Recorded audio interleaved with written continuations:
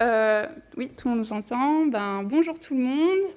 On est ravis donc que vous soyez là. Il y a pas mal de personnes en ligne aussi pour donc assister à cette conférence sur principalement Power BI, mais notamment les compétences de data visualisation et data modélisation. Sont-elles des compétences incontournables dans nos missions aujourd'hui et demain? Voilà. Donc, bonjour aussi à tous. Donc, on va se présenter. Et donc, cette conférence sur Power BI, c'est la 3e année que j'ai le plaisir de la présenter. Donc, on va essayer d'aller un petit peu plus loin cette année en mettant le focus sur les missions réellement réalisables aujourd'hui dans nos cabinets, que ce soit en expertise ou en commissariat aux comptes. Donc, pour ce faire, cette année, Éléonore Quévot m'a rejoint. Donc, je vais la laisser se présenter. Donc oui, Éléonore, donc j'ai passé donc 10 ans en cabinet, plutôt des cabinets de taille importante, donc chez BDO et chez KPMG.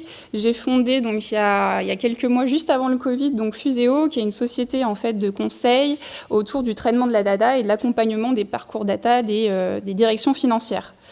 On en parle, on commence à l'afficher. Donc avec Françoise, on travaille beaucoup donc sur le parcours formation et aussi donc sur la création d'une communauté. Donc c'est vraiment à titre de bénévolat, une communauté donc qui serait dédiée donc au métier du chiffre, parce que la donnée comptable et financière est spécifique et on a vraiment des enjeux et des sujets particuliers à traiter.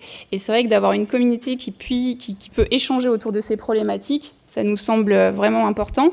Donc on a lancé donc c'est l'association donc FAG, Finance Audit Gestion Power User, qui est un Power User Group, plus spécifiquement un Special Interest Group, adossé donc à la communauté Dynamics de Microsoft, et donc qui permettra de créer donc vraiment une communauté où j'espère vous nous rejoindrez pour échanger sur ces problématiques-là. Donc on parlera de cette communauté, on répondra à toutes vos questions sur cette communauté à la fin. Donc en 2 mots, donc moi je suis également expert comptable. Ah oui, il y a une faute, je ne suis pas commissaire, enfin je ne suis pas inscrite à la compagnie.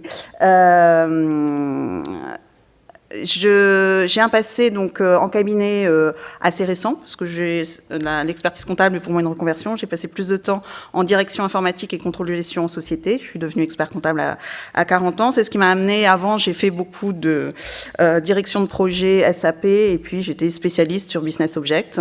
Donc c'est tout naturellement que dès le début, j'ai adopté ce nouvel outil qui est Power BI et son ancêtre qui était Power Pivot.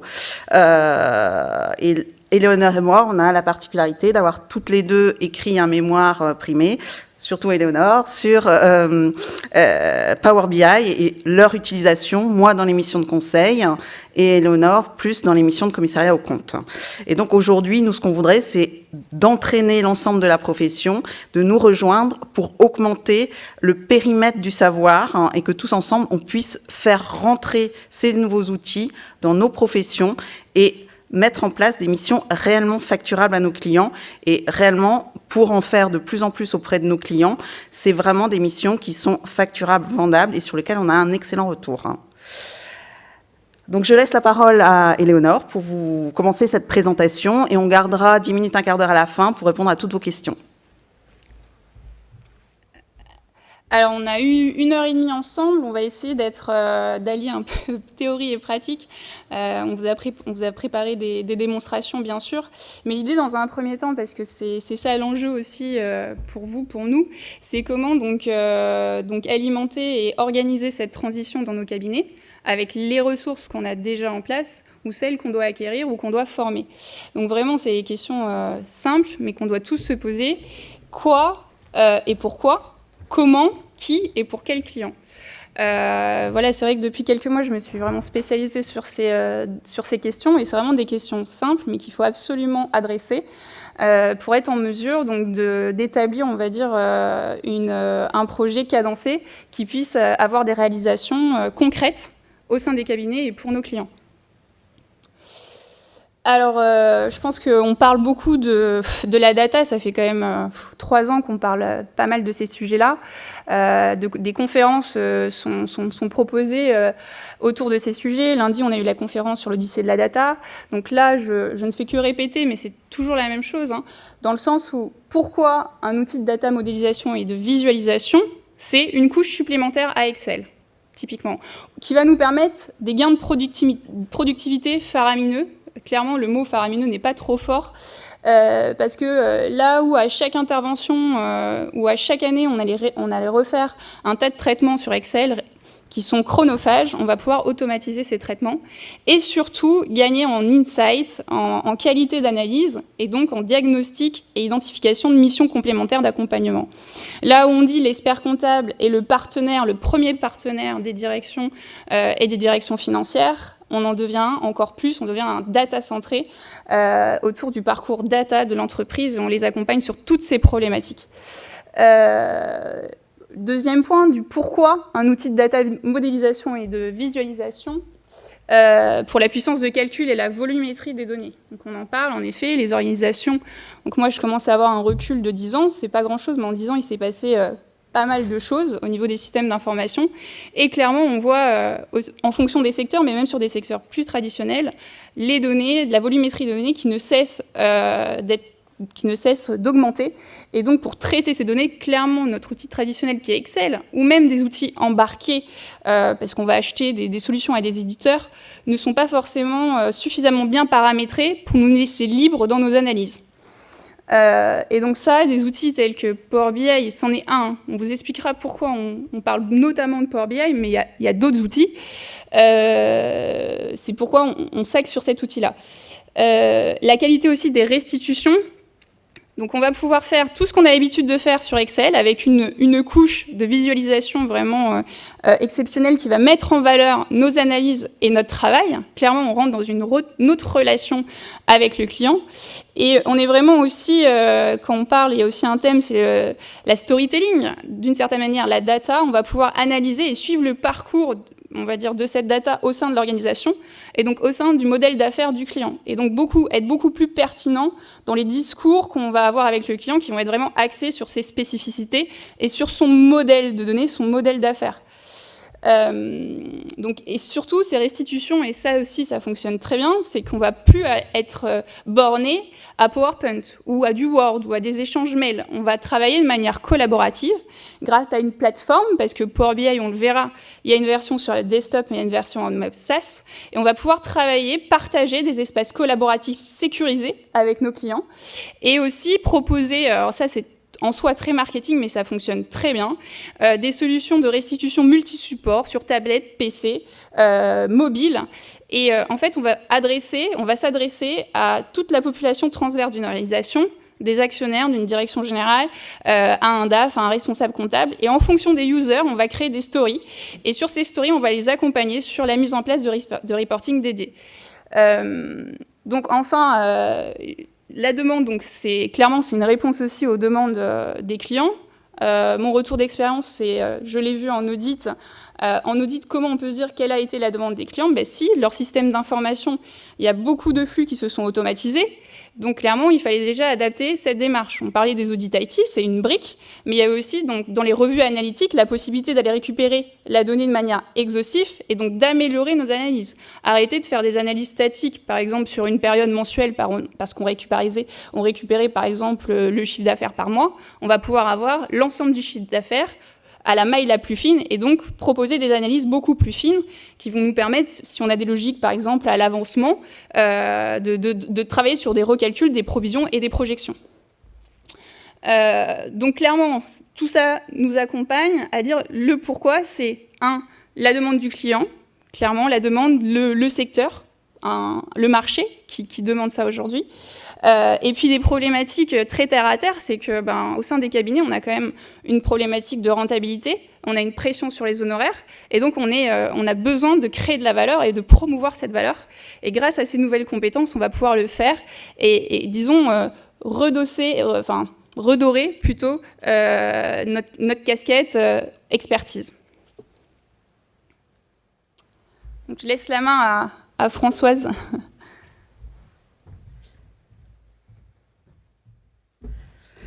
Donc on va rapidement refaire un tour de ce qu'est aujourd'hui l'informatique décisionnelle et pourquoi elle rentre aujourd'hui dans nos cabinets, parce que c'est une pratique qui, à part les gros cabinets, n'était peu arrivée jusque-là au niveau des experts comptables et des commissaires aux comptes, alors que dans les grosses entreprises, j'ai exercé 20 ans en entreprise et dès le début, il y a une vingtaine d'années, on avait déjà des outils très performants. Donc en fait, ce qu'on peut faire avec, c'est désigner les moyens, les outils et les méthodes qui vont permettre de collecter, de consolider et de modéliser les données. Et dans un second temps, de les restituer, de faire du storytelling. La première partie, collecter, consolider et modéliser les données, c'est ce qui nous intéresse aujourd'hui. Jusqu'à là, on n'avait pas ces moyens techniques. On était obligé de faire appel à des services informatiques. Alors, ils ont toujours, et vous ne me ferez pas dire le contraire, leur utilité, mais dans des toutes petites structures dans lesquelles on intervient souvent, ou dans des structures beaucoup plus grosses sur lesquelles on a eu la donnée par fichier, on a maintenant les moyens de l'exploiter, ce qu'on n'avait pas avant. Et d'autre part, dans des structures plus organisées, où les services informatiques mettent la donnée à disposition des utilisateurs via ces outils, ça laisse une liberté aux utilisateurs d'aller plus loin dans leur exploitation. Et le second but, le but final, ça va être de les restituer, de les mettre en forme, et dans une forme qui est exploitable réellement, pas une forme figée, mais une forme dans laquelle l'utilisateur final va pouvoir s'investir et aller investiguer réellement la donnée par des graphiques qui sont interactifs et en ligne. Le but final, et ça, on doit bien l'intégrer, et il y a trop peu dans les formations des collaborateurs qui arrivent aujourd'hui sur le marché, on ne présente plus de la donnée statique aux chefs d'entreprise. Ça, c'était le passé. Aujourd'hui, on a les moyens de leur donner réellement une donnée en ligne où, de manière simple, ils vont pouvoir la manipuler, on va pouvoir les accompagner dans cette manipulation, le but final étant de prendre de la décision, et de la décision data-driven, c'est-à-dire pilotée par les données.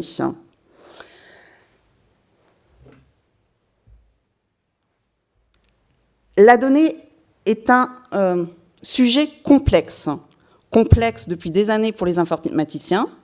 Ils l'avaient bien compris, mais aujourd'hui, c'est complexe pour nous. La donnée, quelle qu'en soit la forme, et on le voit bien dès qu'on attaque même un fichier FEC un peu complexe, elle n'est pas toujours aisée à restituer. Il va falloir donc apprendre comment utiliser cette donnée.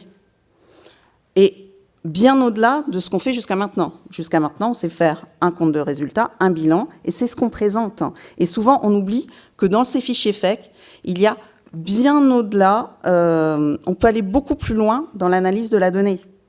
Un exemple que je donne toujours, mais qui est très parlant, dans votre 512, par exemple, vous avez toutes les transactions bancaires. Vous êtes chez un client, il vous demande une analyse, non pas seulement sur ses mouvements de trésorerie, et déjà, ça serait bien si on la faisait tout le temps, mais aussi sur les quantités de mouvements, parce que ça peut être très important sur un site en ligne, dans la grande distribution, comment elle se répartit entre ces différents organismes bancaires.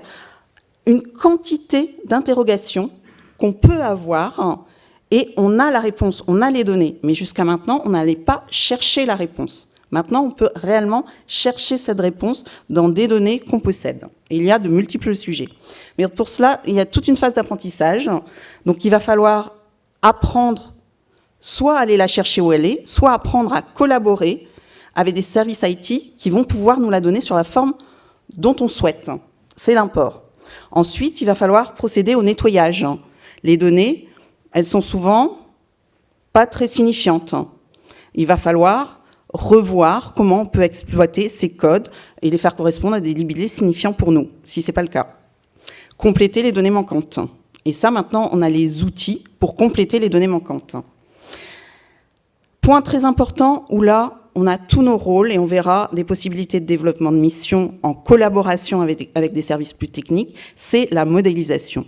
Comment, à partir de multiples fichiers qui viennent de multiples sources, ou d'une seule, comme le FEC, on va concevoir un modèle de données qui va ramener en storytelling des données cohérentes dans un catalogue de données où l'utilisateur final n'aura plus de questions à se poser. Il va pouvoir l'utiliser. Mais entre la donnée brute et cette donnée modélisée, Il faut comprendre, la donnée, 2, le sujet de la donnée. Pour nous, c'est la donnée comptable ou financière, dont on est des spécialistes. Et 3, il faut connaître les règles de modélisation pour que cette donnée se présente en catalogue de données, donnant des données cohérentes et accessibles à l'utilisateur final. Donc, il y a vraiment une connaissance et une compétence métier à développer qui est à l'intermédiaire entre des métiers techniques et nos métiers à nous.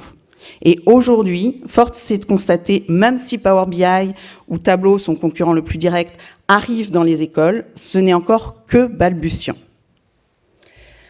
Ensuite, on va passer aux étapes de visualisation. Et là aussi, il y a des écrits, des théoriciens qui développent une véritable science sur la data visualisation. Et on a progressivement à s'approprier ces techniques. Et la dernière phase, c'est le partage. Le partage qui peut être simple quand on est dans une petite entreprise, mais qui peut vite devenir très complexe avec les problématiques de confidentialité dès qu'on est dans une société de taille importante. Et là aussi, on connaît bien les organisations et on peut avoir notre rôle à jouer sur ces missions-là. Donc notre propos à Eleanor et moi, ce n'est pas de vous dire on se transforme en data scientist. Un expert comptable ne sera jamais probablement data scientist, mais on peut au moins devenir data analyst ou spécialiste de la data pour pouvoir la restituer sur une bonne forme et travailler en interprofessionnalité avec des gens, avec des professionnels de l'IT qui vont pouvoir faire une compétence et délivrer à notre client de meilleurs tableaux de bord. Alors, je vais aller vite sur l'histoire. Donc, le big data, il date vraiment démarrage de 1997. C'est là, pour la première fois, on a entendu ce mot-là. Et la problématique réelle, à ce moment-là, était le volume, la vélocité et la variété. Aujourd'hui, cette étape-là est franchie. On a des outils qui nous permettent de traiter quasi n'importe quelle volumétrie de données, sous réserve qu'on ait l'infrastructure et les compétences derrière. 2020, on en est à la Corporate BI, donc c'est-à-dire comment les utilisateurs métiers peuvent accéder et transformer la donnée. À la Self BI, eux-mêmes, ils font à partir de cette donnée des tableaux de bord qu'ils peuvent retransmettre à leur environnement proche de collaborateurs et même créer une communauté dans un univers comme Power BI Service pour échanger de la donnée avec leurs proches, leur environnement proche, en environnement sécurisé. Alors, je ne reviendrai pas sur la théorie pure, mais sachez que depuis, alors on va dire depuis 1989, les prémices étaient avec le knowledge management. Et il y a des gens qui des théoriciens, des universitaires, qui s'intéressent maintenant, alors surtout dans les pays anglo-saxons, à la théorie de la data et comment, on va dire que la data brute se transforme d'abord en information. Alors nous, on est très habitués à ce process, on sait codifier. Mais une fois qu'elle est codifiée, on sait très bien que des fois, malheureusement, certains collaborateurs, une fois qu'ils ont fini, le compte de résultat et le bilan s'arrêtent là et ne la rendent pas signifiante. Et un autre enjeu de cet apprentissage, c'est vraiment de se dire, on ne s'arrête pas à la production. On va bien au-delà. Et aujourd'hui, les outils, ça n'est pas juste faire des beaux visuels, sinon c'est trop facile, c'est d'aller plus loin. Comment ces visuels vont apporter de la véritable connaissance à nos interlocuteurs, les décideurs, les chefs d'entreprise, et leur permettre progressivement de prendre des décisions. Et dans le vocable théoricien, cette prise de décision éclairée, on l'appelle la sagesse. Donc là, je vous ai remis juste des slides qui me semblent importants. Enfin, moi, à chaque fois, et quand j'ai découvert certains de ces travaux, ça m'a permis de me positionner en tant que professionnel à la façon dont je devais expliquer des graphiques à mes clients. Quand on est en face des chiffres, on est face à une situation d'analyse. Nous, on connaît les chiffres, on est les sachants. Un chef d'entreprise, il y vient avec pas autant de connaissances, au moins au début. Il reçoit de l'information et perçoit une situation qui n'est pas toujours exacte. Surtout que dans son vécu, lui, il y vient avec sa propre impression. Je suis sûre que beaucoup d'entre vous reconnaîtront ce chef d'entreprise qui vient dans votre bureau et est persuadé que c'est l'année de sa vie, qu'il a explosé son chiffre d'affaires, qu'il va faire un résultat pas possible. Et quand vous lui présentez le résultat, il tombe de haut parce qu'il n'a pas anticipé, il n'a pas anticipé suffisamment ses marges, suffisamment les stocks, etc., etc. Donc, l'idée de faire un tableau de bord dynamique, c'est de pouvoir réellement accompagner très quotidiennement, très régulièrement, le chef d'entreprise pour qu'il n'ait plus aucune surprise avec ces chiffres et qu'il se les approprie réellement au quotidien au fil de l'eau. Et quand on prend cette posture en tant que conseil du chef d'entreprise, il faut, en parallèle du fait que l'on sache produire ces chiffres sous une bonne forme, il va falloir accompagner tous les ressentis et tout l'environnement qui vont accompagner la prise de décision. Et là, ça va être le cadre 2, c'est la situation de conseil.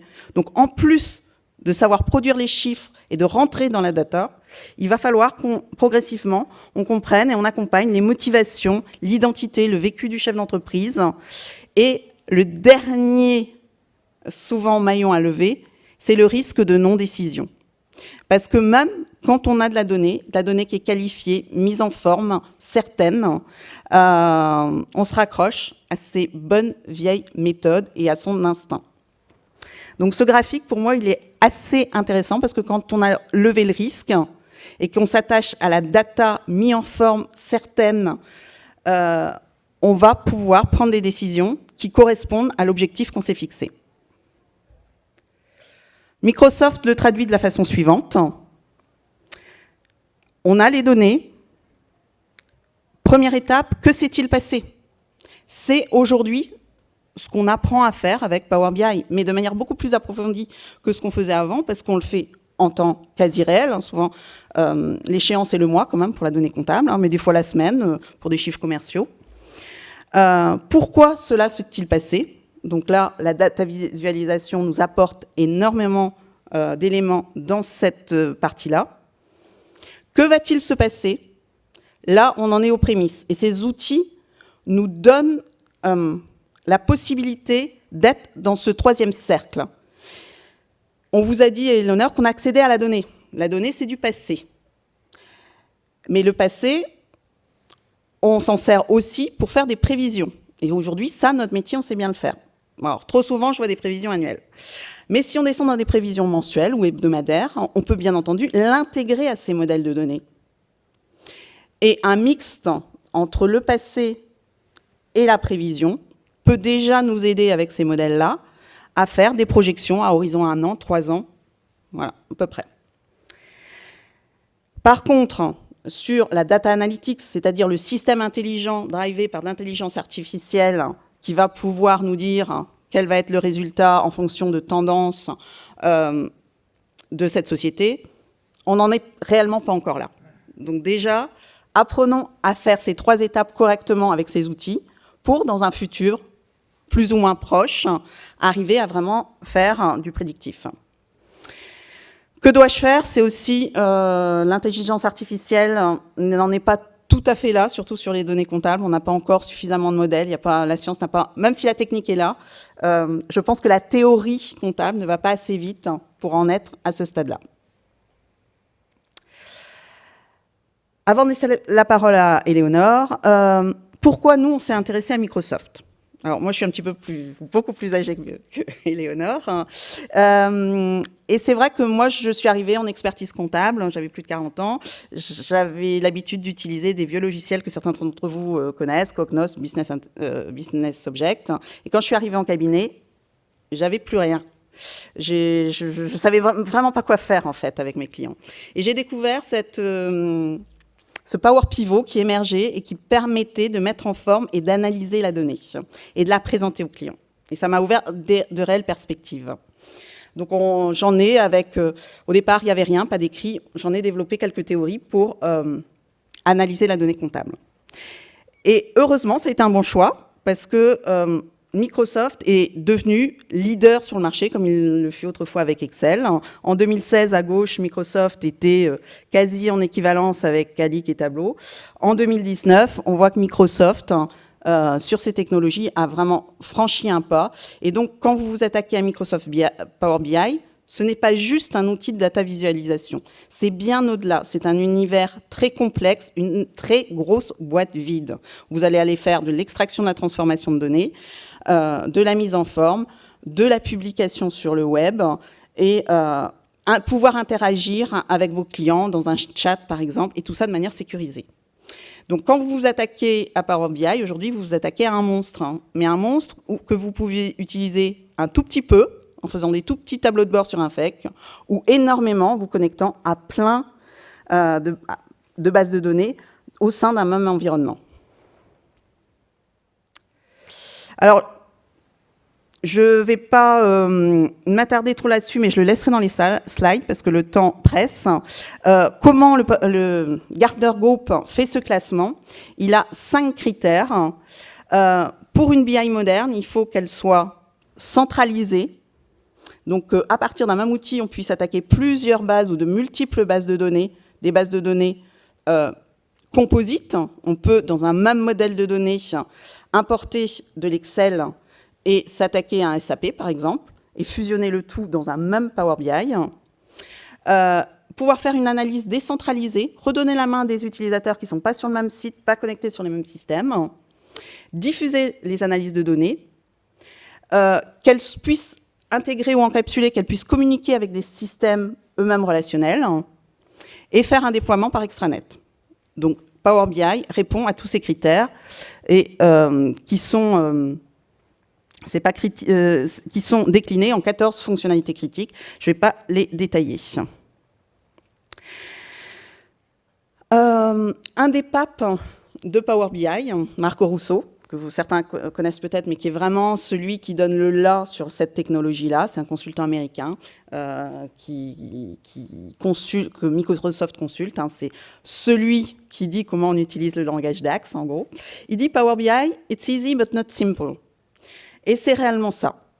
On peut, à son niveau, apprendre suffisamment pour faire des tableaux de bord sympas, mais si on veut vraiment le vendre à des clients dans des missions d'envergure ou sécurisées, on ne peut pas faire n'importe quoi. Il faut vraiment passer par une phase d'apprentissage. Et ça, je le redis régulièrement, les cabinets qui veulent s'engager dans leur voie, ce n'est pas une demi-heure d'apprentissage. En quelques jours, si on s'y met, on peut commencer en formation, on en parlera, à dégrossir le sujet, mais il faut plusieurs mois, voire plusieurs années avant de bien maîtriser le sujet. Donc, l'univers en 2 mots. On a un Power BI Desktop qui est gratuit, que vous pouvez télécharger sur votre portable. Le fonctionnement naturel est de se connecter au Power BI Service. C'est un abonnement mensuel, hein, qui n'est pas très onéreux, par personne. On se connecte avec son compte Microsoft Office 365 et on peut connecter ces environnements à toutes les données quasiment possibles et le diffuser sur de multiples supports. Donc, je vais laisser la parole à Éléonore.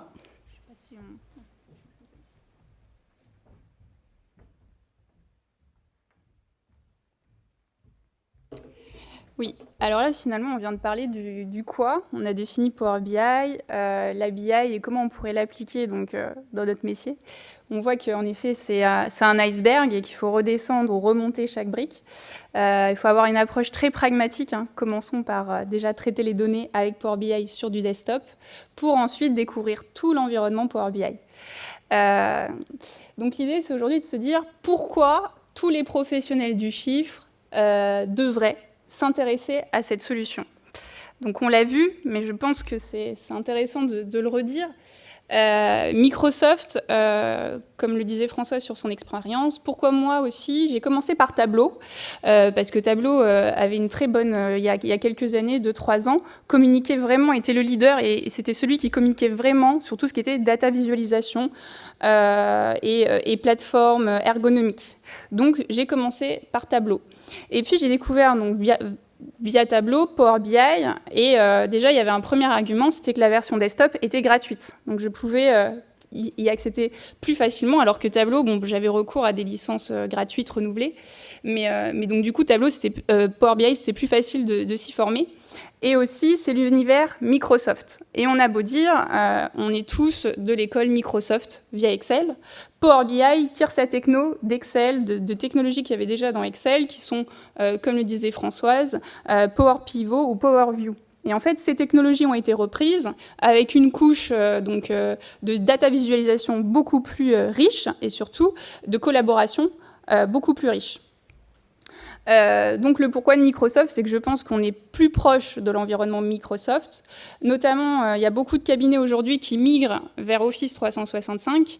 Et vraiment, la stratégie de Microsoft, c'est de proposer un environnement comme un bureau interactif, une workplace interactif, avec des outils riches et innovants quasiment dans tous les sens pour essayer de répondre à l'ensemble des problématiques d'une organisation.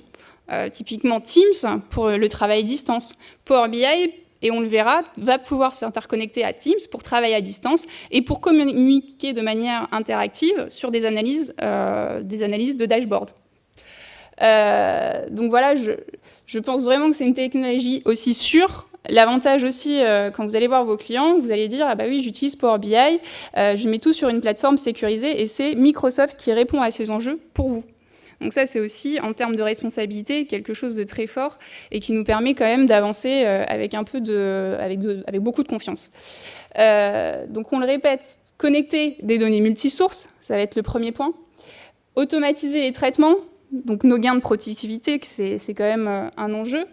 Rafraîchir donc, ces données de manière automatique, on le verra, plus ou moins automatique, selon la connexion qu'on a mis en place. Aider au pilotage, vraiment la BI, ça sert à ça sert de transformer de la donnée en information utile pour éclairer la prise de décision. Et là, je le redis, donc publier et diffuser de manière sécurisée vos rapports sur une plateforme en mode SaaS, et donc une proposition multi-support. Et l'avantage, c'est qu'en fait, Microsoft développe des solutions pour les users. Et on n'a plus besoin d'être développeur. Donc, en utilisant Power BI, on va pouvoir dire à notre client, bon, bah, on appelle ça des tenantes, des environnements entreprises. Quand vous avez votre licence Microsoft, vous avez un tenante. Et on va pouvoir travailler entre multi-tenantes et donc diffuser, dire à mon client, je t'ai mis en place une application et je te la partage en jouant sur les autorisations. Donc, on n'a plus besoin d'aller voir un développeur et lui dire j'ai envie de créer une application métier pour diffuser à mon client, je ne sais pas, un compte rendu dynamique de ses comptes. Je vais pouvoir le faire directement dans Power BI et je vais être éditeur d'application sans avoir forcément un background de développeur. Voilà. Donc aussi, on va développer, on l'a vu, on pourra travailler sur un modèle de données. C'est vraiment l'intelligence qu'on va y mettre et partager de manière sécurisée ce modèle de données. Un modèle de données, c'est quoi ? C'est rien de complexe. Hein. Quand vous faisiez un tableau croisé dynamique, c'est un peu ça. C'est la fameuse boîte où vous allez récupérer des champs pour développer vos analyses et jouer sur un niveau de granularité différent. Donc voilà, Power BI, il faut le voir, comme on l'a vu, Power BI, c'est qu'une maille qui s'insère en fait à toute une façon de travailler. L'autre argument qu'on n'a pas mis, mais qui est extrêmement important, ça va être la rétention des talents. Parce que les nouvelles générations, et on va de plus en plus vers ça, ont besoin d'être formés à ces technos et demandent à être formés sur ces technologies-là et à travailler différemment que via Excel principalement. Alors, pour répondre à la question comment je contextualise, je suis un cabinet, on me dit, voilà, vous êtes là, il faut avoir Power BI, c'est une compétence incontournable. Bah oui, très bien. Françoise l'a dit, on peut faire des choses rapidement, comme il faut voir, comme moi maintenant, peut-être 3 ans d'expérience pour arriver à un certain niveau. Mais de manière pragmatique, on peut quand même essayer de mettre en place un plan avec des réalisations vraiment assez rapidement. Et c'est ce qu'on va essayer de vous montrer. Donc, dans un premier temps, forcément, il y a la formation et la montée en compétences qui doit être ancrée dans les décisions stratégiques de votre cabinet. Il faut que ce soit un axe. Il va falloir identifier vos priorités. C'est la gestion du changement classique, mais on va dire avec les principaux inputs qui marqueront, qui seront les succès en fait de cette entreprise. Organiser une cellule, alors que j'appelle une cellule data. Disons que ça va être une cellule hybride. On va mettre des personnes, si vous avez des profils, vous voyez, alors quand je suis dans les organisations, je dis, est-ce que vous n'avez pas quelqu'un qui adore Excel, qui fait déjà du VBA, ou qui éventuellement connaît déjà Power Pivot ? Et il s'avère que souvent, on en a peut-être un ou deux. Peut-être cette personne, ça va être la personne qui sera le plus facile à former et qui sera intéressée pour faire partie d'une communauté, échanger et commencer à travailler sur des use cases. Et il faudra Et on verra, on va aussi former des profils simplement de users. On va avoir différentes casquettes. Ceux qui vont produire des modèles de données, qui vont les diffuser, et ceux qui vont être juste lecteurs de dashboard. Donc vraiment l'idée dans ce comment c'est une stratégie, c'est une gestion de la transformation et du changement avec un suivi des réalisations qui soit très cadencé. Il faut vraiment fonctionner, alors le langage IT c'est par POC ou par use case. On va dire quel est mon use case, sur quel client je vais pouvoir commencer à faire quelque chose. D'ici un mois, qu'est-ce que je peux avoir? Et je crée en fait une équipe, une cellule data qui est intéressée autour de ces sujets et qui va partager pour commencer à créer au sein de vos cabinets des cellules de connaissances autour de ces problématiques et qui vont mettre en place des bonnes pratiques et aussi faire partie de réseaux comme les nôtres pour dire bah, ça se fait, on pourrait l'appliquer dans notre cabinet sur tel cas. Voilà. Donc la question, j'ai commencé à y répondre, le qui, donc là je vous parlais de cellules data dédiées dans votre cabinet avec les ressources que vous avez, mais il est certain qu'à un certain niveau et en fonction de vos clients, il y a certaines problématiques à adresser. Déjà chez vous, vous avez cette problématique. Moi je rencontre des experts comptables, leurs clients leur disent je veux avoir accès à ma data, mais déjà ils n'ont pas forcément les compétences en interne pour dire bah, comment je me connecte ou par quels moyens. Donc il faut peut-être être accompagné de profils IT spécifiques, où c'est souvent des ingénieurs IT qui vont avoir cette techno pour aller se connecter et, disons, rendre accessible l'ensemble de vos données et vous aider dans cette architecture. L'idée, c'est vraiment de créer des équipes qui soient hybrides, avec des métiers qui sont acculturés à la data et qui vont pouvoir travailler avec ces profils spécifiques pour construire des solutions robustes et adaptées à vos cabinets et à vos clients. Donc ça, pareil, je ne sais pas si... Oui, je vais dire un mot.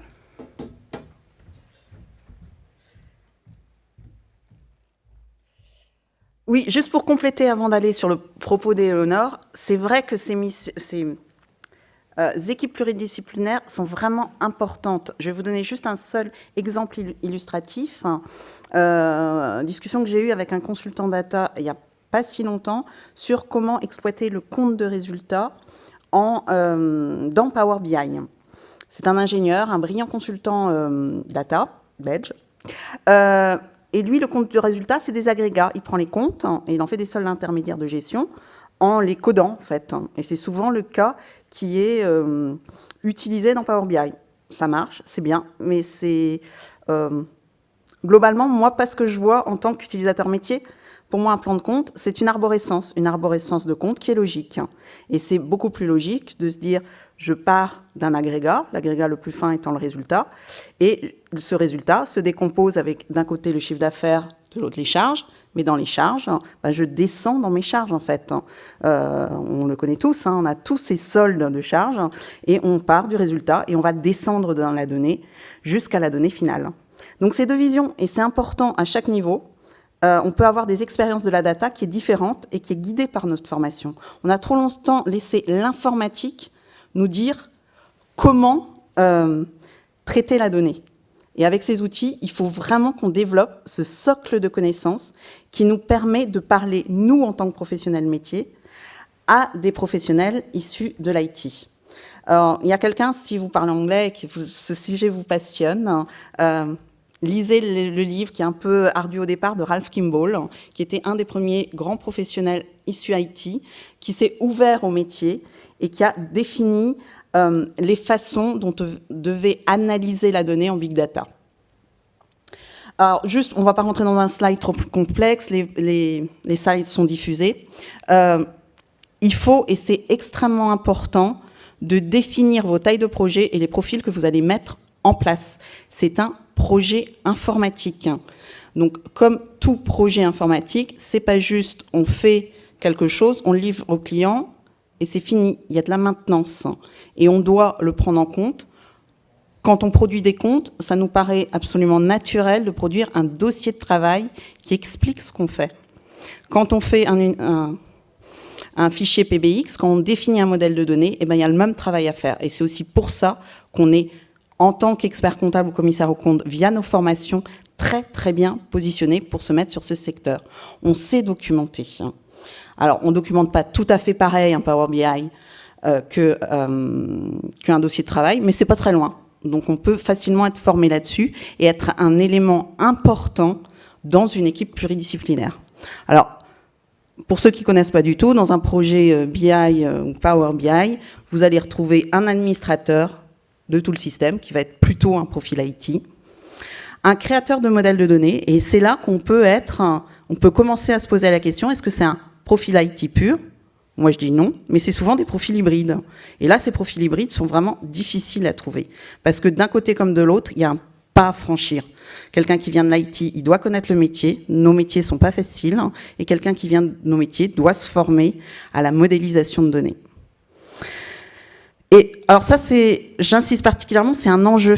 Parce qu'il ne faut pas croire que vous allez produire des rapports Power BI performants si vous ne comprenez pas la modélisation de données. Vous allez pouvoir en faire. Vous allez réussir à faire des modèles qui donnent des données justes, mais ça va mal vieillir. Et au bout de 6 mois, 1 an, vous allez être obligé d'appeler un profil qui s'y connaît, qui va ouvrir votre modèle, qui va dire bah, vous avez fait à peu près n'importe quoi. C'est pour ça que votre rapport qui doit mettre 1-2 minutes à se rafraîchir, eh ben, il va ramer pendant 20 minutes.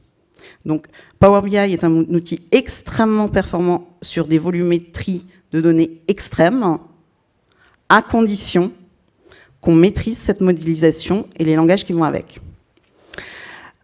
Ensuite, il y a les créateurs de rapports. Donc vous avez fait un catalogue de données. Et là aussi, il faut un peu de formation. Parce que soit on utilise l'interface standard, mais on ne va pas aller très loin. On va faire des choses sympas, mais au bout d'un moment, on va stagner. Sinon, il faut commencer à maîtriser des langages. Et là, il y a le langage DAX. On en parlera probablement un petit peu plus, qui nous parle vraiment. C'est pas un langage abscon pour nous. Il va avoir des fonctions comme sample last year. Donc on compare qui inclut une année fiscale décalée, par exemple. Donc ça, c'est des choses qui nous parlent. Donc c'est enfin un langage qui traite la donnée qui nous parle. Et en dernier ressort, il va y avoir le consommateur de données qui peut être votre client ou des collaborateurs. Une fois que le modèle est fait, on ne fait que l'utiliser et faire de la data visualisation.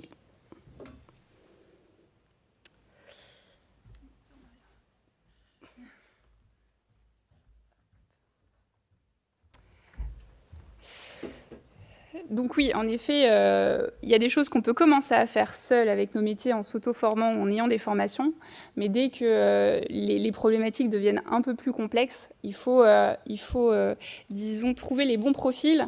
De mon côté, en retour d'expérience, j'ai eu ces problématiques et aujourd'hui, j'ai embauché 2 personnes, donc un profil IT, en génie informatique, et un profil, parce que certaines écoles de commerce commencent à le faire, qui sont des masters spécialisés en big data.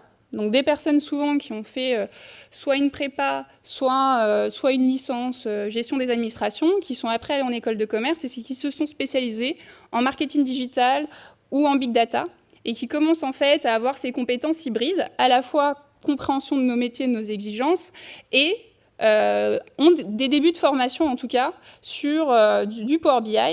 La personne que j'ai trouvée, elle a fait 2 ans en apprentissage dans une assurance sur un projet où ils ont utilisé Power BI. Bon, il s'avère, et c'est là que c'est vrai aussi, c'est que finalement, quand ce n'est pas des métiers ou des équipes hybrides qui travaillaient sur ces projets, il a fait beaucoup de data visualisation. Mais il a déjà, on va dire, cette culture. Donc il commence à émerger ces profils-là, mais dès qu'on arrive sur des projets un peu plus complexes, c'est sûr qu'il faut s'entourer pour pouvoir constituer cette équipe pluridisciplinaire qu'on vous a présentée. Alors pour quel client ?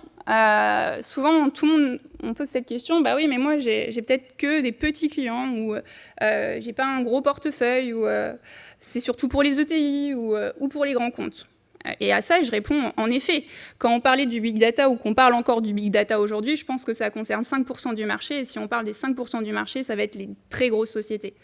Mais en effet, si je prends par exemple la PME, l'ETI ou les grands comptes, on peut très bien faire déjà une restitution dynamique des comptes. C'est-à-dire, arrêtons de travailler sur Excel ou faire des copier-coller pour faire les états financiers. On pourrait très bien établir des états financiers dynamiques. Et donc, à la fin, en réunion de restitution, typiquement, pouvoir avoir des échanges beaucoup plus forts avec les clients. Ou tout simplement proposer des services annexes comme, vous voyez, quand vous venez chez nous, on peut vous proposer une application où vous allez avoir vos chiffres, suivre votre compta, et tout un tas d'applications en fonction de la donnée brute qu'on leur produit, et qui est fiable en plus. Voilà, parce qu'il y a aussi un enjeu, on ne l'a pas dit, on va le revoir, mais c'est la fiabilité et la qualité des données. Et ça, là-dessus, on a une carte à jouer, parce que souvent, les projets BI sont menés au marketing, et c'est comme tout, marketing ou contrôle de gestion, ils n'ont pas forcément la rigueur de la traçabilité des données, et ils font des dashboards, mais on finit toujours après par faire le fameux bridge finance-gestion. Voilà. Et donc l'idée, c'est d'aller au cœur de ces problématiques-là pour créer des modèles de données qui soient totalement harmonisés.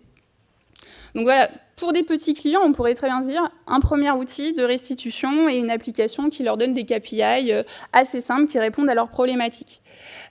Pour les ETI, il y a déjà plus de problématiques à adresser. On parle de BI, mais ce qu'on n'a pas dit ou qu'il faudrait appuyer, c'est en effet, dès lors que j'ai une direction financière, on parle de la transformation des directions financières, le DAF aujourd'hui a une place centrale, parce qu'il va être au cœur de ses parcours data.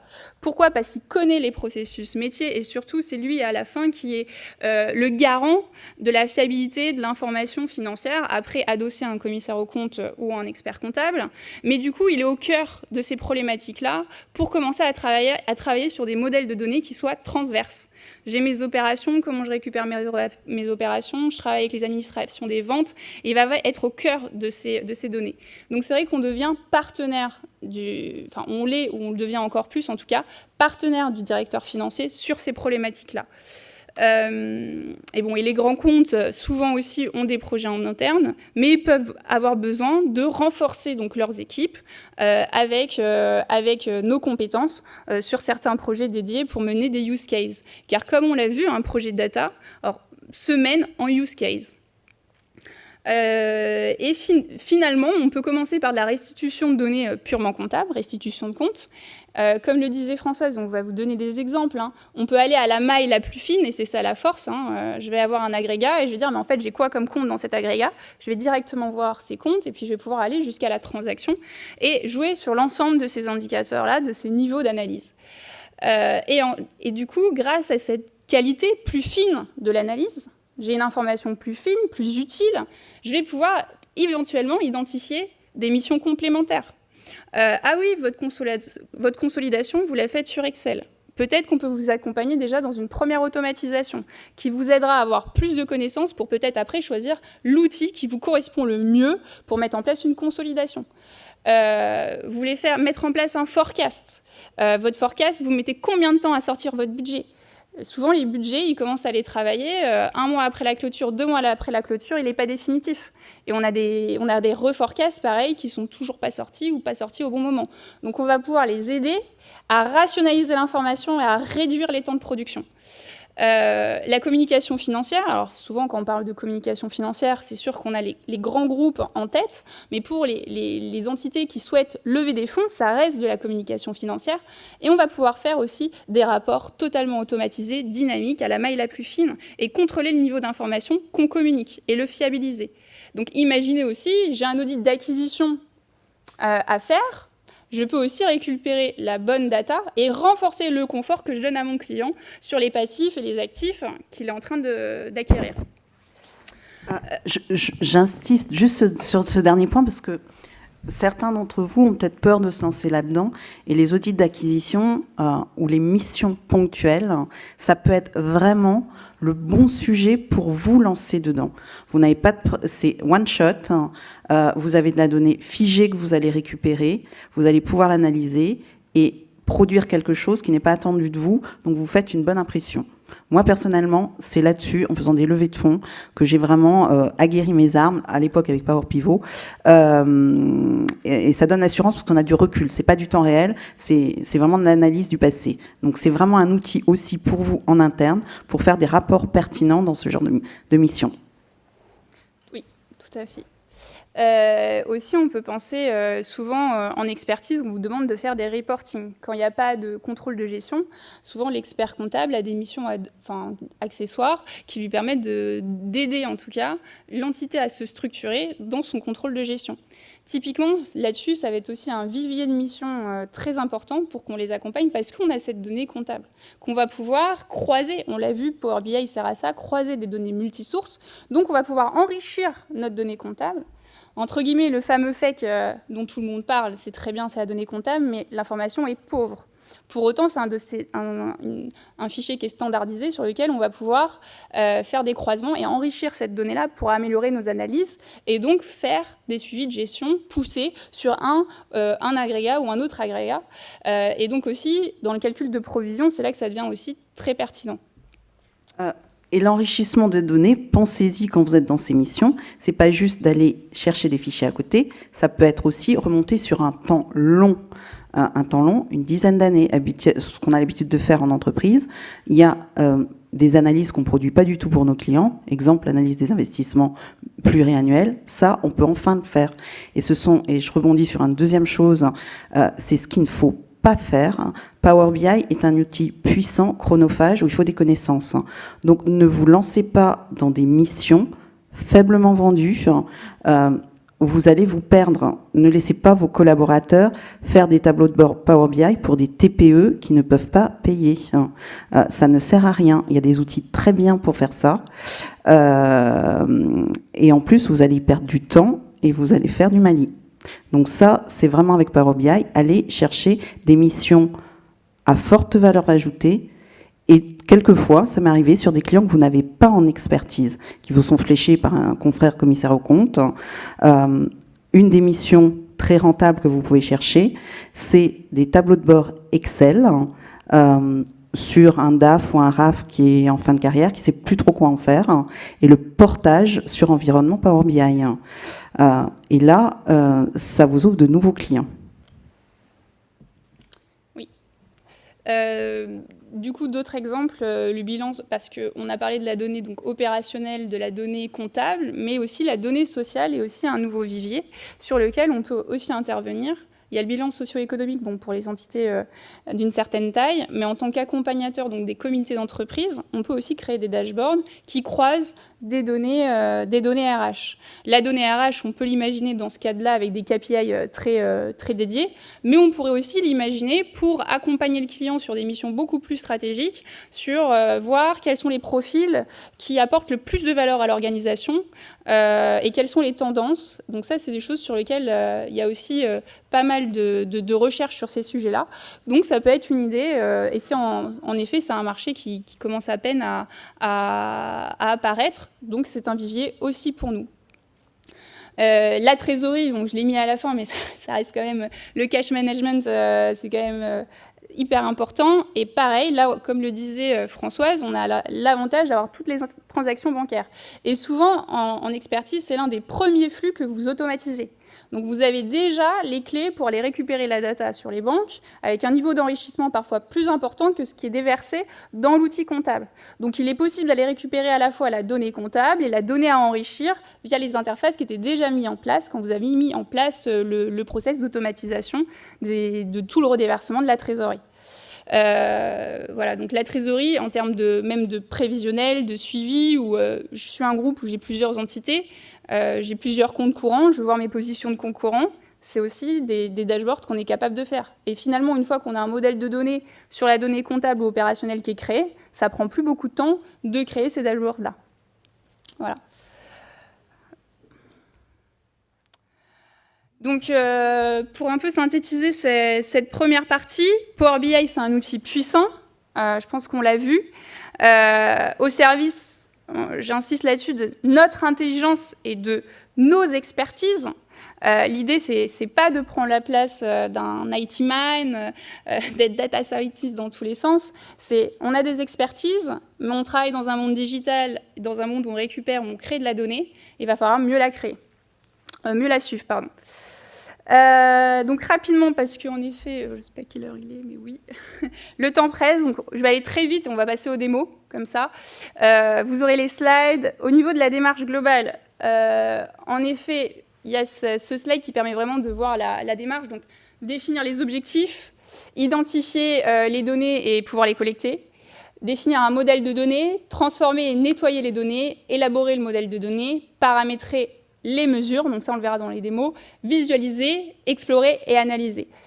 Et à chacune de ces étapes, il y a une formalisation spécifique et il y a des profils spécifiques à mettre en place pour les réaliser. Et c'est dans le cadre en fait, de la tenue globale du projet.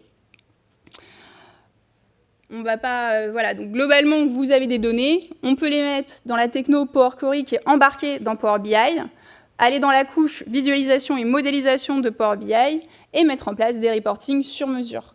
Et donc la mise en production, le diagnostic, je vous l'ai présenté, mais la mise en production, c'est récupérer les données, les transformer, les modéliser, mesurer et visualiser, et enfin partager via tout ce qu'on a dit sur la plateforme. Donc la première démo, bon, j'ai mis analyse du FEC, mais globalement, c'est plutôt restitution des comptes. Je vais aller, voilà, le temps, en fait, ça va assez vite. Donc restitution des comptes. Pour vous dire, donc, à partir de... Les sources de données, elles peuvent être très, très basiques. Hein. Une hiérarchie des comptes sur Excel, un FEC, qui viendrait du module comptable, soit on peut se connecter directement à cette requête, soit il faut l'extraire, mais l'idéal c'est se connecter automatiquement, et un calendrier, soit sur Excel, soit qu'on peut générer automatiquement dans Power BI.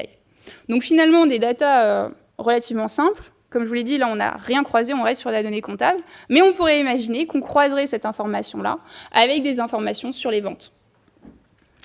Et donc on en arrive à un modèle de données tout simple, où j'ai une table de faits qui est ma table de toutes mes transactions comptables, mon FEC, une table de dimensions qui est ma table de date, et une table de hiérarchie des comptes. Voilà. Enfin, la partie la plus on va dire simple, mais qui est quand même assez chronophage, ça va être de créer nos mesures. C'est-à-dire que tout ce qu'on faisait, quand on faisait notre TCD, on allait tester nos champs, et après on faisait des copier-coller pour après faire des additions, des soustractions et calculer nos KPI. Et l'idée, c'est que cette étape-là, on va l'automatiser grâce à ces fameuses mesures qui sont en langage DAX, pour créer une visualisation qui soit forte et dynamique. Donc, Juste, Éléonore, je me permets de redonner la définition de mesure, hein, parce que je pense qu'il y en a beaucoup. La mesure, en fait, c'est comme si on compare Excel, une formule que vous inscrivez dans vos cellules, hein, sauf qu'elle ne se calcule pas quand vous l'utilisez pas. Elle ne se calcule que quand vous la mettez dans une data visualisation. Ce qui fait que quand vous ouvrez un modèle, vous n'allez pas voir une colonne de chiffres, mais ça ne se calculera qu'au moment où vous la mettez dans la visualisation, ce qui permet de rendre Power BI très performant en termes de temps de réponse. Tout à fait. Alors, on va aller vite sur cette démonstration-là, mais j'essaie juste de la passer où il faut. Ah.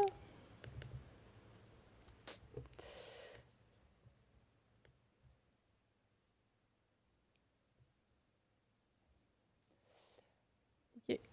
Bon, c'est un peu coupé, mais c'est pas grave. Ah, merci. Voilà.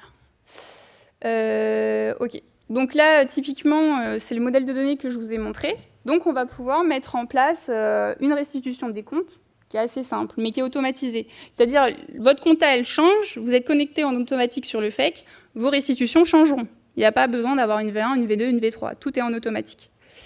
Et on peut créer aussi, avec, on verra, Power Report, des rapports automatisés pour, par exemple, mettre en place après des états financiers synthétiques. Donc, je vais avoir toute une interconnectivité et la possibilité de revoir mes agrégats et de tester. Ça, c'est une revue, voilà, et tout va être interconnecté. Donc, ça, c'est juste une revue de niveau.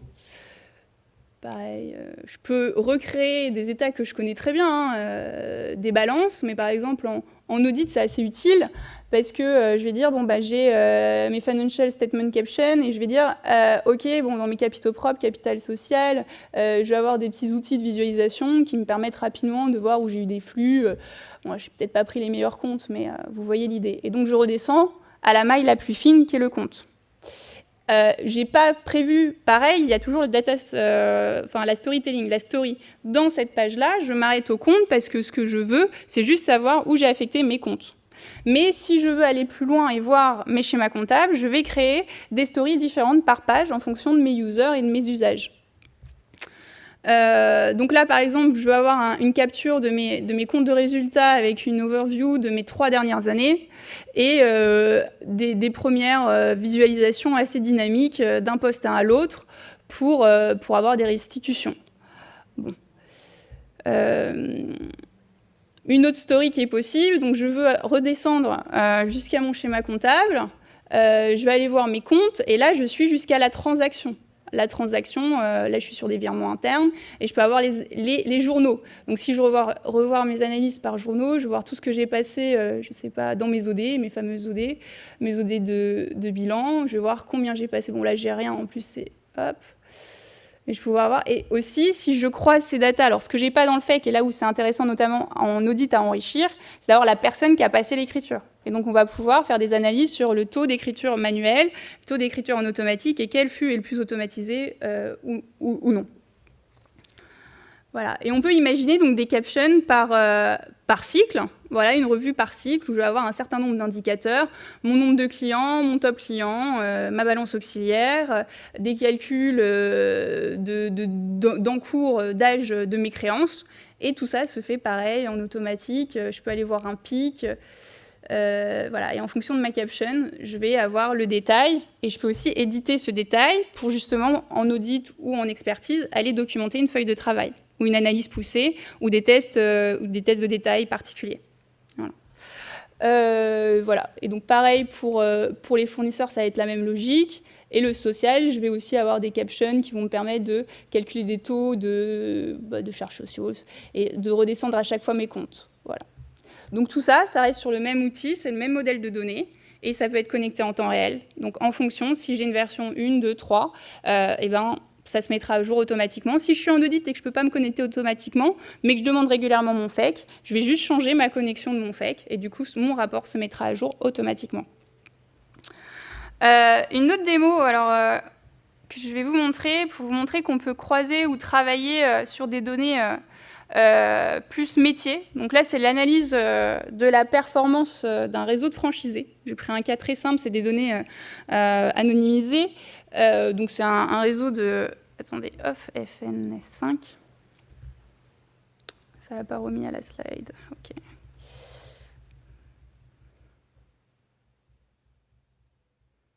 Voilà, donc un réseau de franchisés, et je vais récupérer donc de la donnée un peu plus opérationnelle, de la nomenclature de mes produits, de mon module des stocks, mon détail des ventes de mon module opérationnel, un calendrier, un listing magasin, une hiérarchie organisationnelle.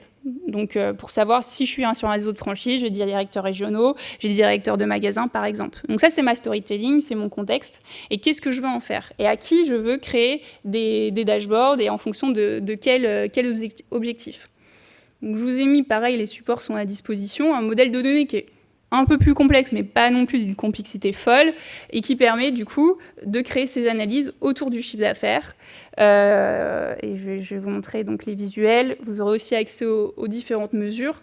Il n'y a pas forcément besoin d'avoir beaucoup de KPI. Hein. Je vais suivre mon taux de marge, un taux de remise, un chiffre d'affaires brut, un chiffre d'affaires net, un prix d'achat moyen, un prix de vente moyen, qui va me permettre d'avoir une connaissance assez exhaustive, en tout cas de mon réseau et de la performance de mon réseau et de mes magasins, et aussi de mes commerciaux. Donc typiquement, je veux calculer des provisions ou des objectifs par commerciaux, c'est aussi possible, car j'ai la donnée exhaustive.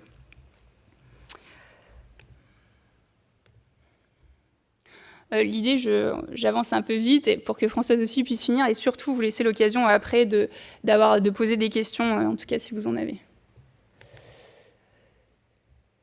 Donc voici un rendu un peu plus, on va dire, vente, orienté administration des ventes, où je peux imaginer une synthèse d'activités où je vais avoir des captions qui vont me dire, bon ben voilà, c'est un réseau de 10 magasins, j'ai 5 directeurs régionaux, ma quantité vendue moyenne c'est 8611 et je vais avoir mon chiffre d'affaires net sur la période, un comparatif mensuel, et je peux créer aussi des visualisations comme ça. Si mon but c'est d'étendre mon maillage national, je vais aussi pouvoir rendre cette visualisation possible et ces analyses possibles. Et l'ensemble est donc pareil, le top produit, je peux voir mon top produit. Et je peux jouer aussi donc, sur des visuels où, imaginons, je peux directement voir quel est ce produit. Et voilà. Donc, en effet, quand je suis avec le client, ça rend quand même les restitutions plus fluides et on parle vraiment de son business. Si on l'accompagne en mission de conseil, c'est clairement plus pour des missions de conseil. Ça a forte valeur ajoutée pour eux. Et ils peuvent surtout avoir ce type de restit dans un délai assez court, ce qu'ils n'auraient pas s'ils achetaient une solution clé en main. Voilà. L'idée, c'est de les accompagner à long terme. Et en fait, on va identifier tout un tas de briques sur lesquelles on va pouvoir les accompagner. On peut aussi, comme je vous disais, traiter de la donnée purement organisationnelle. Imaginez qu'ils veulent avoir un récap d'un organigramme. Oh, je suis pas online, voilà. Et je peux passer d'une vue à une autre et ça me rappelle mon organisation. Voilà. Et tout ça est aussi dynamique. Je peux choisir aussi mon magasin. Et donc, tout ça dans Power BI, c'est vraiment ça. C'est je vais dimensionner, on parle tout le temps de granularité et d'axes analytiques. Et je vais pouvoir jouer sur mes axes analytiques pour améliorer donc mes analyses. Et l'avantage, c'est que je ne vais plus avoir un tableau Excel ou un tableau Excel pour mon magasin de Rouen, pour mon magasin de Nantes. Je vais avoir une seule page sur laquelle je vais pouvoir jouer de manière dynamique et passer d'un segment à un autre ou d'un magasin à un autre. Donc forcément, fiabilité, qualité et productivité. Voilà, donc je vais aller vite. Pareil, on peut jouer sur tout un tas de visualisations avec des KPI qui changent. Là, l'idée de cette story, c'était je suis directeur régional, je choisis ma région et je peux rapidement voir suivre les indicateurs de mes commerciaux. Excusez-moi. Parce que comme je suis en biais, je n'arrive pas trop à viser. Voilà. Et voilà, je vais suivre directement les indicateurs de mon responsable. Donc si je veux, j'ai prévu, je ne sais pas, un weekly call, chaque semaine, pardon, un coup de fil. Je vais avoir mes chiffres sous les yeux et je peux descendre à un niveau de détail et directement planifier avec mon responsable tout un tas d'objectifs pour la semaine, par exemple. Et si vous mettez ça dans le Power BI Service, vous avez un chat en direct. Donc c'est sécurisé, vous pouvez le diffuser de manière sécurisée. C'est lié à votre identifiant Office. Donc un identifiant Office peut être par exemple lié, c'est ce qu'on appelle Row Level Security, à un axe analytique pour définir que une connexion sur un profil Office n'a accès qu'à une partie de la donnée. Et vous pouvez ouvrir par exemple un chat avec votre commercial ou votre directeur commercial dans l'univers du web service. Tout à fait. Donc enfin, là j'ai mis des visuels parce que aussi il faut être assez pragmatique. Au début, les premières missions, ils ont l'habitude d'avoir un tableau Excel, ils veulent le même tableau Excel dans Power BI. Et surtout, ils ont l'habitude d'analyser, surtout au contrôle de gestion, leurs tendances ou leurs variations avec des bridges. Donc ils veulent ce type de restitution qui est aussi dynamique, mais qui leur parle et que tout le monde a l'habitude de revoir. Donc voilà, typiquement, un comparatif annuel où je vais avoir directement mon analyse mensuelle et par segment, mon explication de ma variation, par région, pareil, ma variation et par produit. Et l'ensemble est aussi est dynamique, se répond. Donc j'ai une question sur une période, une autre période, comment je fais ? Je peux directement aller driller, aller chercher l'information et améliorer mes analyses sur le même visuel. J'ai plus à segmenter mon analyse en me disant « Ah, mais il faut que je demande à telle personne du contrôle de gestion qui est en charge des segments. Ah, je dois aller parler à tel responsable, c'est lui qui a le fichier Excel. » Tout ça, c'est fini, en fait. Voilà. OK. Donc, pour aller plus loin... FNF5...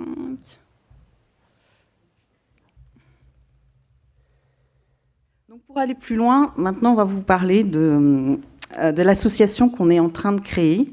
Alors on n'est pas tout à fait prêt, mais on la lance quand même à l'occasion de ces universités d'été, parce que on a eu des discussions avec la CRCC de Paris, qui nous a fait l'honneur de nous suivre, et on les en remercie, ainsi que le Lab 50, et puis aussi la compagnie. On parlera de l'ASFOREF un petit peu plus tard, qui nous suit aussi dans pas mal d'initiatives. Mais on a signé un partenariat avant-hier avec la CRCC de Paris, et donc on monte une association. Alors, quand on n'est pas habitué à l'univers Microsoft ou à l'univers plus largement informatique, on a du mal à voir ce que c'est, ce que ça apporte. L'univers technique fonctionne beaucoup par communauté.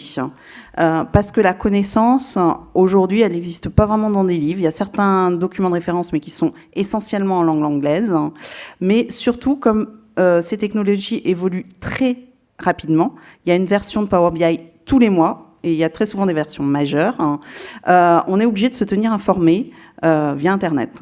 Et ces communautés sont une grosse source de données. Donc vous vous connectez sur le site. Il existe un club dont je fais partie, moi j'ai monté la branche de Nantes, qui est le club Power BI France, qui est un très bon club pour avoir de l'information à échanger, mais il s'avère qu'il est très technique.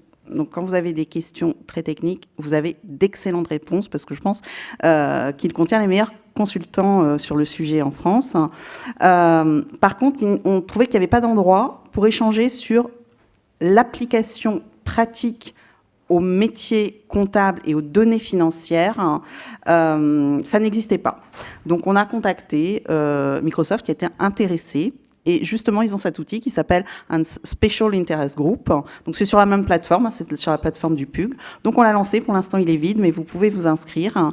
Et donc, le but de cette organisation, je laisse Éléonore peut-être synthétiser ce Oui, alors le but, c'est vraiment de créer une communauté active et une plateforme sur laquelle on pourra partager. Ça fonctionne par forum, déjà. Donc, on peut poser des questions et présenter des cas et échanger sur ces cas. Juste attention, on le sait tous, mais la confidentialité des données. C'est le premier point. Il y a 4 événements au minimum physique ou online qu'on organise, celle-ci comme celle-ci, mais sur des thèmes précis. L'idée, c'est vraiment de proposer des ateliers pratiques, donc finalement d'analyser toutes ces demandes via le forum, tous les besoins, pour pouvoir apporter des réponses lors de plénières. Voilà. Donc le partenariat, on l'a présenté. On espère avoir d'autres partenaires aussi pour justement agrandir cette communauté-là et la crédibiliser, parce que ça ne se fait pas sans les métiers et sans les cas en entreprise. Et donc aussi la communauté... Donc s'il y a d'autres régions qui sont intéressées dans les gens qui sont en ligne, cette communauté est bien sûr ouverte à tous les ordres régionaux et à toutes les compagnies régionales de commissaires aux comptes pour travailler avec nous, en fait. Et c'est une initiative communautaire, une association de loi 1901, donc il n'y a absolument aucune notion de profit, l'adhésion est gratuite, c'est vraiment un lieu pour échanger entre nous, professionnels du chiffre. Donc partager, identifier les bonnes pratiques, animer et apporter des réponses concrètes aux métiers. Les thématiques donc qu'on a commencé à élaborer donc pour 2020-2021. Donc forcément DAX, donc le langage DAX, c'est celui qui est adossé aux mesures, celui qui permet de présenter les KPI. DAX, c'est les données financières, parce qu'on voit qu'il y a quand même des méthodes assez particulières autour de ces problématiques. La gestion des budgets. Voilà, il y a plusieurs méthodes dans Power BI. La gestion de la hiérarchie des comptes, tu l'as présenté Françoise. Comparer des périodes. Alors en effet, il y a des formules qui sont assez simples, mais ça reste une méthodologie à acquérir. Et c'est ce qui va vous permettre d'automatiser toutes vos comparaisons, et c'est ce qu'on fait quasiment tout le temps. Travailler sur la connectivité donc, de ces tableaux de bord pour les rendre, pour les mettre en temps réel. Et aussi donc, une partie plus métier, pure, l'émission Power BI en elle-même, vendre et contractualiser le dossier de travail, et ça se fait en collaboration aussi, donc avec l'ordre et la CRCC, pour pouvoir alimenter aussi toute la documentation autour de ces problématiques de la profession. Et pourquoi pas une spécialisation, parce que je pense qu'il y a vraiment des missions qui sont émergentes sur ces domaines. Alors maintenant, on va juste un peu vous parler de la formation. c'est des sujets qui sont pas simples à acquérir. Donc on a travaillé, Léonore et moi, avec le Lab 50 depuis maintenant, moi, un peu plus d'1 an, à mettre en place. Alors il y a eu tout un parcours data qui est proposé. Moi j'interviens en particulier sur les 4 jours de formation Power BI, donc niveau 1 qui est vraiment de l'initiation et niveau 2 où on va un petit peu plus loin. Je vous montrais tout à l'heure dans la toute dernière démo ce à quoi on peut arriver au bout de 2 jours de formation. Et Éléonore, elle vous en parlera un petit peu plus, elle initie aussi une formation sur Power BI et son application dans des missions CAC. Alors j'insiste sur cette nécessité de se former. Je pense, on a un retour assez positif parce que il y a de multiples façons de se former, en ligne, en présentiel, mais c'est assez souvent, c'est jamais sur de la donnée comptable en général. Et je pense que dans ces formations, on a un retour positif. Ce qui est apprécié, c'est qu'on apporte les technique Power BI. Donc vous allez plus vite que si vous recherchez sur Internet, comme Éléonore et moi on l'a fait, parce que la documentation n'existe pas en français et est parcellaire et n'existe pas sur la donnée financière. Donc on apporte ce qu'on a trouvé, nous, tout simplement. Et deuxièmement, on peut échanger entre professionnels du chiffre confrontés aux mêmes problématiques. Alors depuis 2 ans, je dois avoir formé à peu près 200 confrères. J'ai fait le compte il n'y a pas très longtemps. Et je dois dire qu'il y en a certains d'entre vous, je ne sais pas s'il y en a certains dans la salle, mais qui ont, je pense, aujourd'hui un meilleur niveau que moi. Il y a vraiment certains des confrères qui se sont vraiment pris au jeu. Donc c'est aussi le but de cette association. Je reviens un petit peu en arrière. Vous avez 2 façons de nous rejoindre. Soit en adhérant tout simplement, alors il est un peu dur à trouver, sur le site de la plateforme Dynamics Communities. Donc vous tapez Special Interest Group, Finance, Audit, Gestion, Power BI. Bon, le plus simple, ça reste LinkedIn.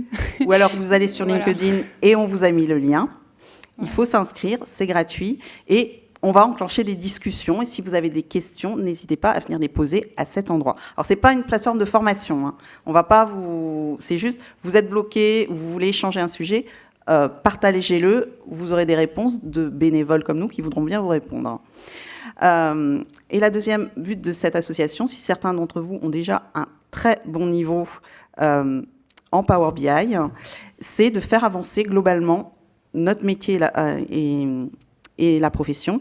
Et on souhaite, Éléonore et moi, recruter, c'est du bénévolat, s'adjoindre, ou que certains d'entre vous qui ont un bon niveau, on a déjà quelques réponses positives, puissiez venir nous rejoindre au sein du bureau de l'association pour produire des articles. Alors, des articles qui seront un comité de lecture, on ne prend pas n'importe qui. On veut en fait ne pas être les seuls à porter ce message, parce qu'on a constaté qu'il y avait des gens qui ont un niveau de connaissance qui était supérieur au nôtre dans ce domaine, et donc la connaissance de tous profite à tous. Voilà, donc juste pour terminer, sauf si je te laisse. Ouais. Je vais.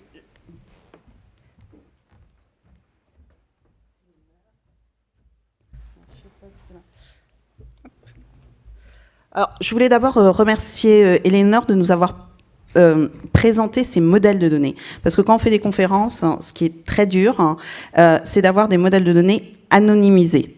Donc moi, je commençais à être un petit peu à bout de mes modèles de données anonymisés. Et puis, Éléonore a fait un travail vraiment remarquable sur ces modèles. Donc, vous avez vu vraiment concrètement ce qu'on peut produire.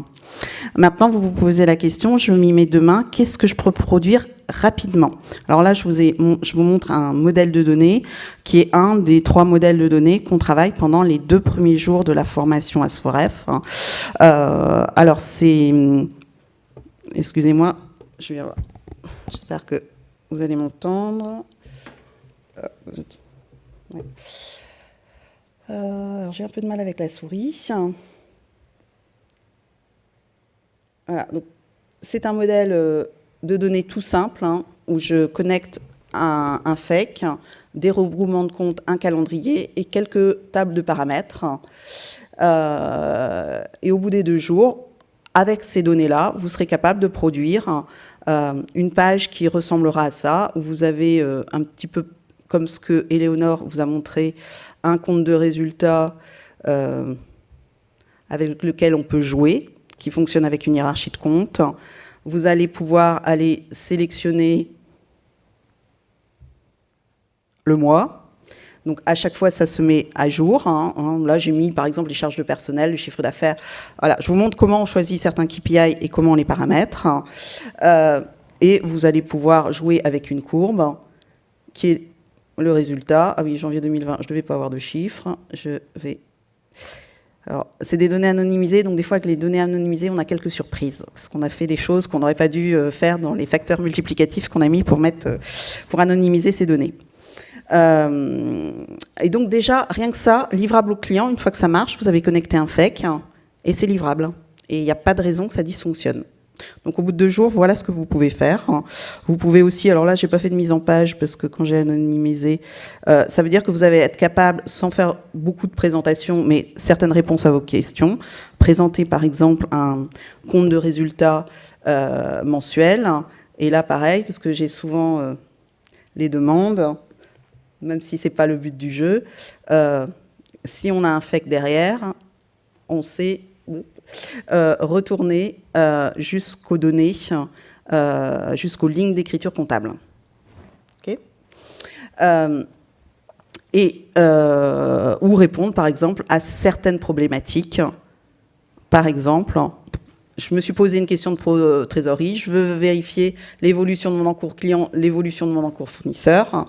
Question qu'on a souvent. Comment, pourquoi évolue ma trésorerie? Voilà. 2-3 petites questions auxquelles vous allez, entre autres, pouvoir répondre. Donc, pendant ces 2 premiers jours de formation, j'ai 3 thématiques de tableau de bord qui touchent autour du fichier des ventes, donc l'analyse du chiffre d'affaires avec les commerciaux et les secteurs, et 2 analyses qui tournent autour du FEC. Alors, sur ces formations, pour en finir, et notamment des formations, il y a certains d'entre vous qui sont plutôt décideurs dans vos cabinets et qui vont rapidement se dire, c'est pas pour moi, c'est pour un de mes collaborateurs, comme l'a décrit très bien Éléonore, qui est un peu le plus à même de mener au bout ce projet et qui va se spécialiser. Avec mon retour d'expérience, depuis 1 an et demi, même si vous êtes décideur dans votre cabinet, que vous n'allez jamais faire ça concrètement, 1 ou 2 jours de formation, au moins le premier niveau Power BI, est intéressant à voir. Parce que ce sera peut-être la seule fois de votre vie où vous allez faire un petit peu de code, de DAX, et vous allez vraiment comprendre ce que c'est l'analyse de données et à quelles compétences on a à faire. Et moi, j'ai eu des retours au début, à ma grande surprise. J'ai eu quelques confrères qui sont venus et j'ai bien vu tout de suite que c'était pas du tout le profil. Et malgré tout, ils sont contents de ces 2 jours de formation parce que s'ils ont à auditer, dans la partie commissariat aux comptes, un fichier PBX qu'on leur a donné comme en appui de la comptabilité, ils vont être capables de savoir quel profil de collaborateur il faut mettre dessus, ou si jamais il faut faire appel à un profil IT, par exemple. Ou si jamais vous voulez mettre en place une stratégie Power BI, je vous décourage de le faire, de la laisser aux mains d'un collaborateur sans y avoir vraiment pensé. Parce que j'espère qu'on vous a convaincu que c'est un outil absolument fabuleux, mais c'est une boîte vide. Donc, on peut y passer des heures et des heures. Donc, quand on veut le mettre en place dans son cabinet, il faut comprendre les tenants et les aboutissants, quelles vont être les contraintes et les possibilités, et comment on va pouvoir le vendre à ses clients. Voilà. Terminé. Donc, si vous avez des questions, on est l'une et l'autre à votre disposition.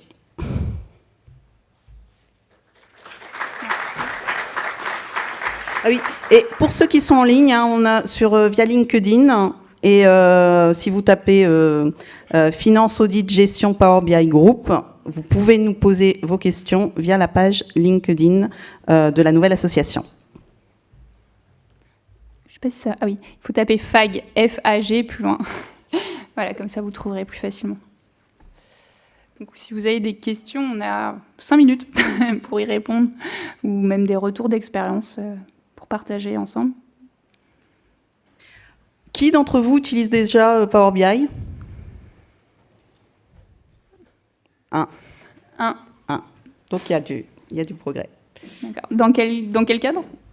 L'accompagnement d'entreprise. Mais avant, j'étais aussi utilisateur de Power Pivot et Power Query avant, etc. Donc, oui. J'utilise plus Power Query pour faire justement du nettoyage de données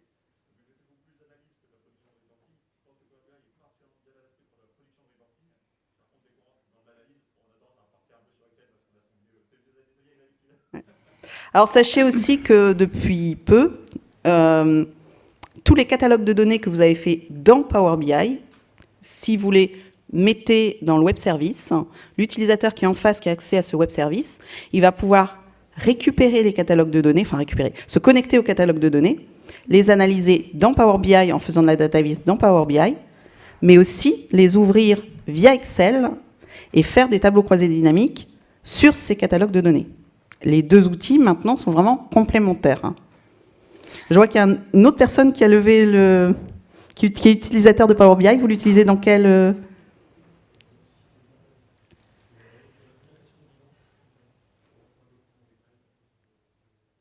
Sur l'ensemble de vos clients? Ouais.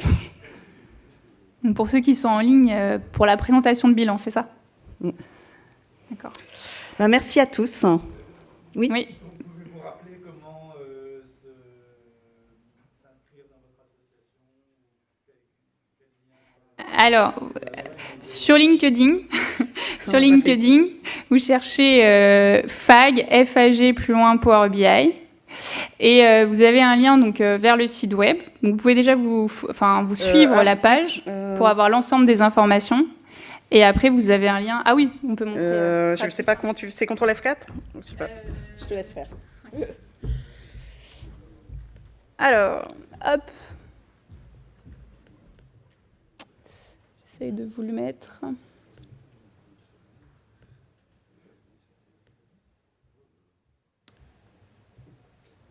Voilà. Je vais voir en tant que membre, ce sera plus simple. Donc, vous allez ici, dans Recherche, vous avez FAG, Power BI. Et donc, vous trouvez directement le groupe. Alors, avec l'étiquette, enfin, le logo jaune, c'est quand même facilement reconnaissable. Vous arrivez ici, il faut suivre. Comme ça, vous avez l'ensemble des informations et les events. On va aussi les communiquer par LinkedIn parce que c'est assez efficace. Comme on vous l'a dit, sur cet événement, par exemple, vous pouvez cliquer et vous avez accès à des discussions interactives. Donc, ça, c'est aussi pas mal. Et surtout, vous cliquez sur voir le site web. Et donc, vous arrivez sur la page du SIG, qui est sur la plateforme du PUG, donc de la communauté Dynamics de Microsoft. Et ici, Sign up for free, et vous pouvez donc vous inscrire à la communauté. Et c'est ce qui permettra vraiment, après, d'avoir les forums, d'échanger. Les articles seront sur cette plateforme relégués sur LinkedIn aussi. Voilà. C'est la particularité. Nous sommes bénévoles, donc il n'y aura pas beaucoup de marketing. Et juste, je voulais rebondir sur la première personne qui utilise Power BI. Je ne sais pas s'il m'écoute, mais le query, en fait, c'est vrai qu'il y a certaines personnes qui l'utilisaient déjà dans Excel. Et vous avez tout intérêt maintenant à l'utiliser directement dans Power BI, comme le disait Françoise, et après à repasser sur Excel. Parce que c'est plus difficile de créer le modèle dans Excel et après de connecter Power BI que de faire l'inverse. Voilà, c'est tout. Mais pour ceux aussi en complément qui viendront aux formations Power BI, on a une grande partie qui est la première matinée en ce qui me concerne, et Léonore aussi, je pense que tu apprends à servir du query. C'est aussi utile ce qu'on apprend, parce que je découvre qu'il y a beaucoup de confrères ou de collaborateurs qui ne connaissent pas le query dans Excel. Donc ça permet d'utiliser aussi un petit peu davantage Excel. Oui, voilà. Bon, je ne sais pas si vous avez d'autres questions. C'est tout bon ?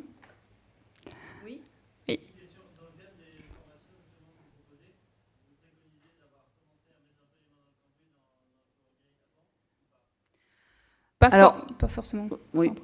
Pas forcément. Ça dépend de votre niveau d'aisance avec l'outil informatique. Si sur Excel, vous avez déjà utilisé les tableaux croisés dynamiques, vous pouvez venir et ça ira très bien.